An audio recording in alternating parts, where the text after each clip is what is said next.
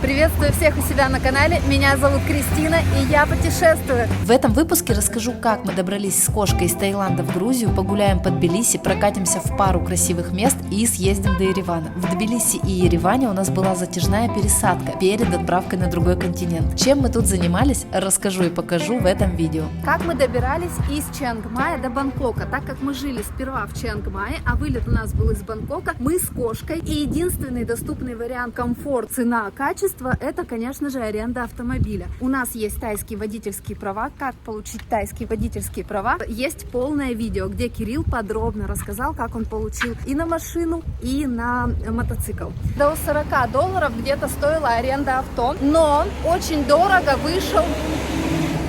У нас нет петлички, мы ее просрали где-то в Индии, поэтому прошу прощения за звук. Дорого стоил именно возврат в другом месте. Где-то $200.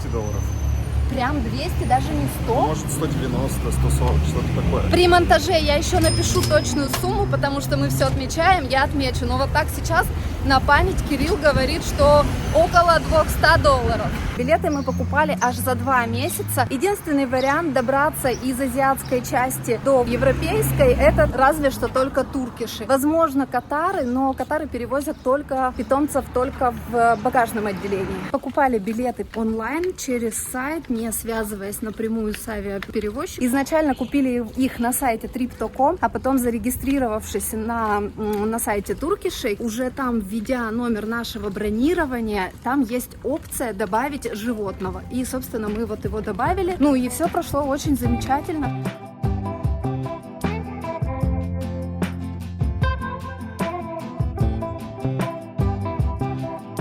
Тбилиси, конечно, очень красивый и колоритный город. Хоть цены и ужасно высокие, нам после Азии особенно больно, потому что где-нибудь на Бали, в Таиланде такое огромное многообразие просто потрясающе вкусных кухонь всего мира. Куча кофеен, куча кафешек, куча ресторанов, и все это будет в 2-3 раза дешевле, чем в Тбилиси. Здесь очень симпатичная пешеходная улочка, на которой множество ресторанчиков, кафешек. И посмотрите еще какие здания. Там вот уже Carrefour. И здесь еще есть рынок цветов. Вот, собственно, цветочный рынок. Здесь еще один такой совсем микропарчик, но тоже удобно посидеть. Посмотрите, какие красивые улочки, какой вид, какие здания. Ну это же просто обалденно. Я сегодня прям очень особенно кайфанула от Тбилиси. Очень классный город. Сегодня прекрасная погода. Мы с Кириллом присели в симпатичную кафешку. Вот как раз здесь, на площади Абревиллиань. Здесь сбоку такой закоулок, и очень много здесь тоже всяких кафешек. Мы ходили тут почти во всех. Нам принесли еду. Мы заказали чайничек зеленого чая. Вот такая бадья, кстати, большая. Хачапури по-аджарски. Кирилл, ты не помнишь цены? Сколько он стоил? 22 или 23 лари. Салат, тоже классический грузинский салат с орехами. Грецкий орех, кахетинское масло. Стоит он 19 лари. И еще мы заказали 10 хинкалин классических. Они стоили 22 лари. Пока мы ели хачапури, нам донесли хинкали. Мне так хочется сюда добавить сметанку, просто капец. Пообедав, мы отправились бродить в старый город. Мне всегда нравилось там гулять. Красиво, аутентично и многолюдно. Люблю порой окунаться в туристические места, особенно когда я уже не воспринимаю их как что-то новое для себя. В такие моменты мне нравится просто бродить и наблюдать за туристической суетой. Старый город Тбилиси — это узкие, мощеные камнем улочки, которые вьются между домами с резными деревянными балконами. Когда-то здесь пересекались караванные пути, жили ремесленники, торговцы и путешественники. Если вы впервые в Тбилиси, рекомендую начинать знакомство с городом именно отсюда. В этом районе сосредоточены самые интересные достопримечательности, а еще здесь можно просто гулять без цели, наслаждаясь атмосферой и глазея по сторонам.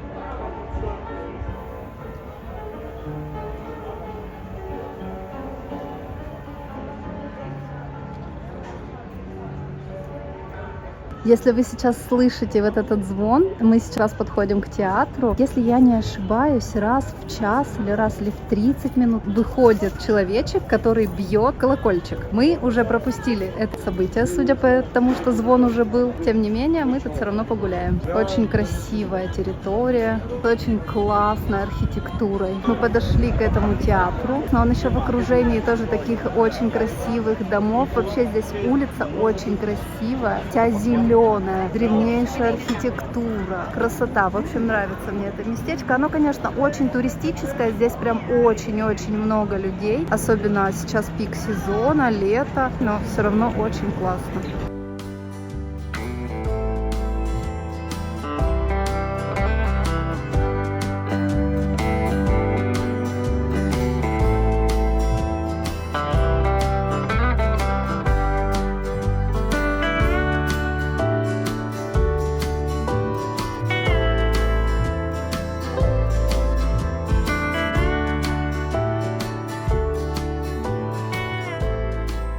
Мне удивительно, все в строительных лесах. Сейчас, конечно, не посмотреть на всю эту красоту. Когда мы здесь были, жаль, у меня нет никаких кадров.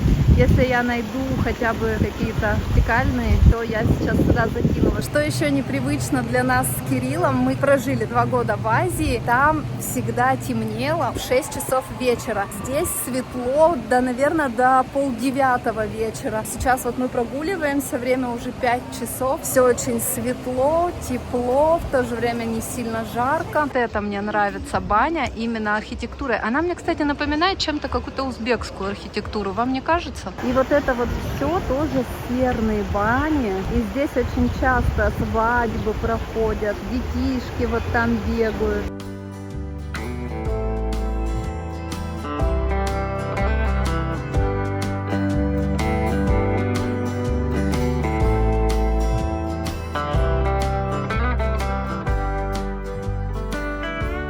Сегодня мы с Кириллом решили взять в аренду автомобиль и прокатиться за город. По плану у нас съездить в Кахетию, ну как минимум в один город Сигнахи, а там, возможно, нам получится сделать крюк через Тель-Авив, уже вернуться обратно в Тбилиси. Посмотрим, получится или нет, потому что у нас есть некоторые планы. Еще сегодня нужно сделать дела в городе, и только где-то после обеда мы выедем уже в Кахетию. Водителем, который будет катать, это буду я, потому что у Кирилла закончились водительские права российские и, соответственно, международные тоже. Вот такую тачку мы взяли, красненькую, гибрид. Сколько стоило, Кирилл? 180 лари 2 дня, 90 лари в день. В итоге мы сегодня делали дела так долго, время сейчас сколько? Час дня.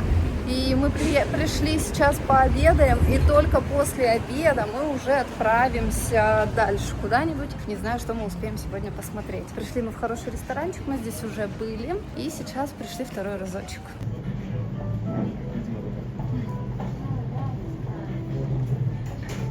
От борща, конечно, пахнет, вы не представляете.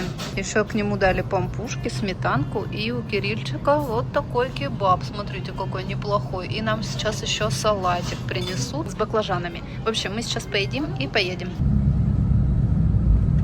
Кириллка привык всегда быть за рулем. И ему некомфортно, да, Кирюша? Быть пассажиром.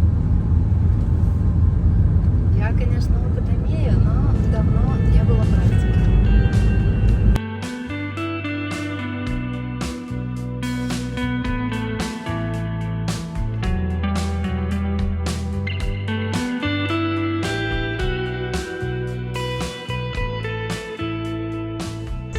Мы сделали остановку. Здесь такая красивая панорама, просто обалдеть. Сигнахи очень живописный и уютный город, который еще называют городом любви. Он расположен в самом сердце региона Кахетия на холме с видом на Лазанскую долину и горы. В Сигнахе узкие мощеные улочки, старинные дома с резными балконами и невероятные панорамные виды. Сюда приезжают, чтобы погулять по старинной крепостной стене, попробовать кахетинское вино и почувствовать романтическую атмосферу. Здесь часто проводят свадьбы, ведь в Сигнахе работает круглосуточный ЗАГС, благодаря которому город и получил свое второе название «Город любви». Еще Сигнахи связан с одной из самых известных историй любви в грузинской культуре – легендой о художнике Нико Пиросмани, влюбившемуся во французскую актрису Маргариту. Согласно преданию, он засыпал площадь перед ее домом миллионом алых роз. Этот поступок стал символом беззаветной любви и вдохновил на создание знаменитой песни «Миллион алых роз». Я рекомендую приехать в Кахетию дня на 3, чтобы как следует прокатиться по винному краю Грузии и посмотреть разные места. Мы уже были в Кахетии и многое видели, поэтому в этот раз из-за отсутствия времени просто выбрались в Сигнахи одним днем из Тбилиси. К огромному сожалению, мы сегодня не успеваем съездить в Тель-Авив и еще в ряд мест, которые я хотела посетить, потому что мы очень поздно выехали из Тбилиси, где-то только в час дня. Время уже 5. То местечко, которое я хотела посетить, закрывается в 6. Нам до туда ехать час, поэтому смысла нет. Тем более хочется приехать в Тбилиси часов 8. Поэтому мы, наверное, сейчас здесь поужинаем. Время, в принципе, близится как раз к ужину. И уже поедем обратно. Возможно, завтра мы съедем в Тель-Авив. Кирилл, как думаешь? Нет. Не хочешь? Лучше на военную дорогу.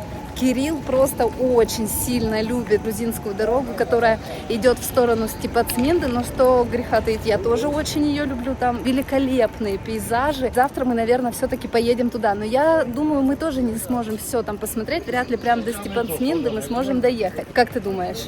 100% Доедем, думаешь? Там ведь очень далеко. Просто понимаете, там в чем суть? Ехать по километражу вроде бы плюс-минус, как и до сюда. Но дело в том, что здесь больше такая именно трасса, и остановок по пути не так много.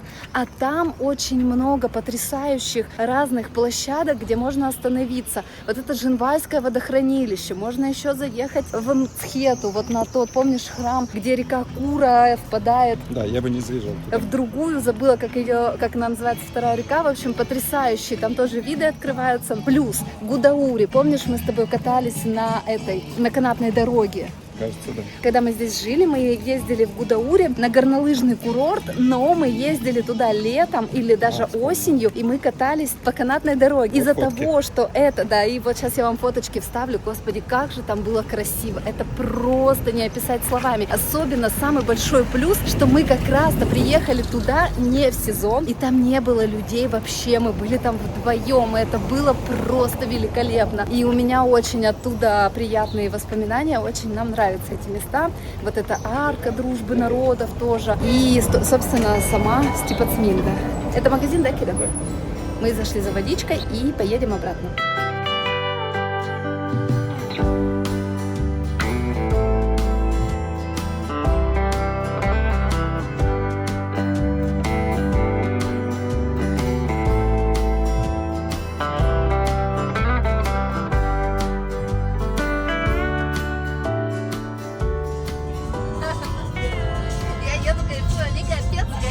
Вот мы едем, здесь по сути проселочная дорога, и она такая кайфовая. Здесь такие потрясающие пейзажи. Вот просто едь и кайфуй, наслаждайся, размеренно, слушай музычку кайфовую. Нет же, едут. И это я ехала 70, они летают под 100, под 120, кошмар просто. А я еду себе тихонечко, сейчас мы за фурой волочимся, но и то едем 55. Еду, песенки пою себе, а тут суету какую-то наводят. Зачем? Ну что, день второй, мы отправляемся в сторону Степацминды. Вряд ли мы доедем до самого конца, но надеюсь, хотя бы доедем до Гудаури. Сейчас первая остановка у нас смотровая площадка на Женвальское водохранилище, очень красивое место. И посетим там еще крепость Ананури. Военно-грузинская дорога, по которой мы и запланировали поездку, это очень живописный автомобильный маршрут, соединяющий Тбилиси с Владикавказом. Протяженность дороги около 200 километров, и почти весь путь проходит через горные ущелья, перевалы и древние крепости. Изначально дорога строилась для военных целей, поэтому она так и называется, но сейчас это одна из главных достопримечательностей Грузии. Если вы будете в Тбилиси, то по ней нужно проехаться обязательно. Если вы поедете на машине из России, то вы и так по ней проедете, но очень вас прошу, остановитесь где-нибудь на ночь и уделите здешним местам хотя бы пару дней, потому что здесь есть что посмотреть. Не сосчитать, сколько раз мы ездили сюда из Тбилиси одним днем. То просто до смотровой площадки у Жинвальского водохранилища, то покататься по канатной дороге в Гудауре, то до главного символа этих мест Троицкой церкви в Гиргетте. Подробно о каждом из этих мест я писала статьи у себя на сайте. Если будет интересно, то ссылки оставлю в описании. Мы доехали до смотровой площадки, до Жинвальского водохранилища. Мы здесь бывали очень много раз, потому что очень много раз ездили в сторону Степацменды. Оно каждый раз разного цвета, разного вида. Приезжаете осенью, и оно такое все золотистое. Приезжаете летом, оно все шует зеленым цветом. Сейчас пасмурная погода, периодически идет дождь. Здесь все укутано такими потрясающими облаками. Красота неописуемая.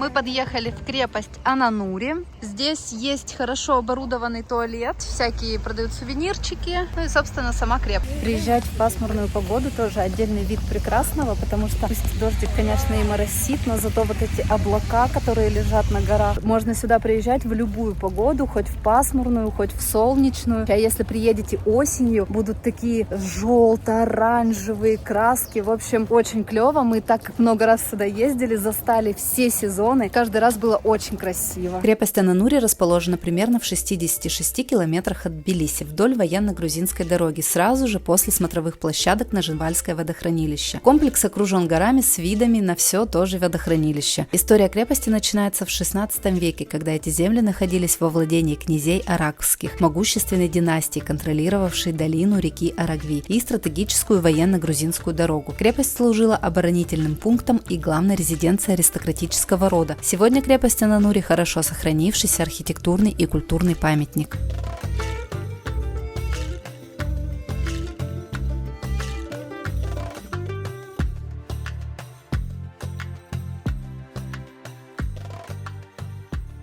К сожалению, погода нас сегодня не радует. Сейчас, вот как обычно, здесь пробка из фур. По сути, у нас одна свободная полоса для двоих. Я думаю, вот стоит нам ехать дальше или уже ехать обратно в Тбилиси, потому что погода как будто бы будет только хуже.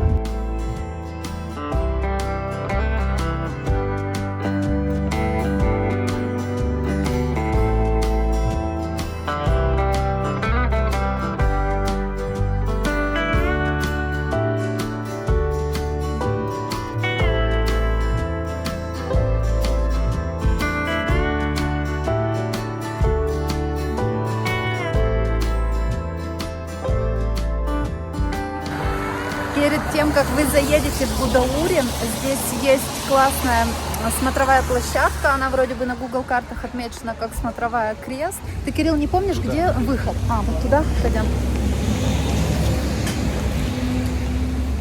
Тут что-то одни арабы какие-то.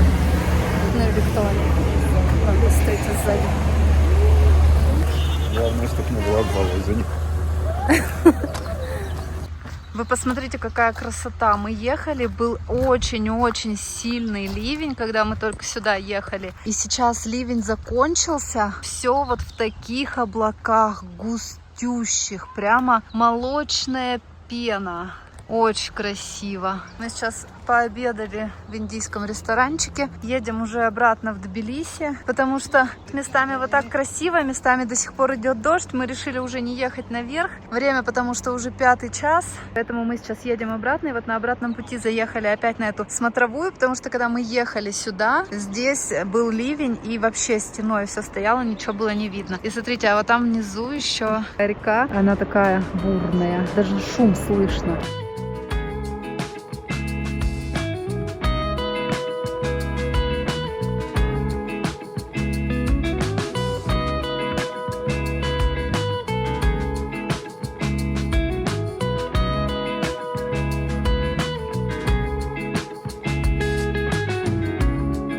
Сделав все дела в Тбилиси и даже немного прокатившись по местам, в которых мы уже когда-то бывали, мы отправились дальше. Но в этот раз недалеко. Когда ты путешественник и кочевник, у тебя постоянно появляются какие-то идеи и задачи в разных странах. Так и нам нужно было отправиться в жемчужину, в город Ереван. Добраться из Тбилиси до Еревана можно разными способами, но у нас кошка, поэтому решили, что в нашем случае комфортнее всего будет поехать на поезде. Поезд идет аж 10 часов, прямо как перелет из Бангкока в Стамбул. Но сам поезд приятно удивил, чистый и светлый, есть даже просторная душевая кабинка. Выдали постельное белье, набор с туалетными принадлежностями и тапочки. Армянские пограничники, как всегда, заставили улыбнуться и умилиться. Сами вошли в поезд, поздоровались, спросили, первый ли раз мы в Армении. В конце сказали «добро пожаловать». За кавказским гостеприимством однозначно в Армению. Мы доехали до Еревана. Армяне такие лапочки, я не могу. Очень-очень такие приветливые, классные. Здания уже здесь нас встречают на вокзале. Знаете, в Армении из туфа, да, строят. В общем, красиво очень. Вот, в общем, едем сейчас селиться в нашу квартирку и выпить кофе. В Ереване арендовали апартаменты, и, к сожалению, выбор современных квартир меньше, чем в Тбилиси, а стоят они дороже. По крайней мере, так было летом. Наверное, вне сезон цены были бы ниже. Первым делом отправились прогуляться в центре города и, конечно же, поесть. Мы пришли в ресторан «Шепер». Он находится прямо на площади Республики, в самом центре Еревана. Лучше бронировать всегда на все вот такие хорошие заведения в центре Еревана, потому что мы сперва хотели пойти в другой, и там все места заняты аж до позднего вечера. Потихонечку нам выносит это толма именно в виноградных листьях. Можно было еще взять капустных. Там летний салатик, чаечек имбирно-мятный. Мы начинаем постепенно есть и ждать, когда нам принесут основные блюда. Не делайте как мы, не заказывайте слишком много. Мы что-то были очень голодные и хотелось всего попробовать. Это мы заказали ассорти с оленей, чтобы были пребиотики, так сказать, а то все мясо с мясом. Нам еще шашлык сейчас принесли. Было 5 кусков, 2 мы уже упороли. Еды, короче, мы заказали слишком много, и нам сейчас еще придут какие-то пирожки. Зачем мы столько заказали, я не знаю. Мы поели, было очень вкусно, заплатили мы за, получается, 5 блюд плюс напиток, 16 800. Кстати, недорого, но вкусно и сытно поесть в Ереване можно на САС фудкорт. Собственно, это обычный фудкорт, помещения чистые, порции большие, еда вкусная и стоит недорого. Будете в Ереване, рекомендую заглянуть. Очень красивый проспект в Ереване. Здесь, конечно, вообще очень красивая архитектура, здания такие красивые, широкие проспекты, люди очень красивые, что в Грузии, что в Армении, конечно.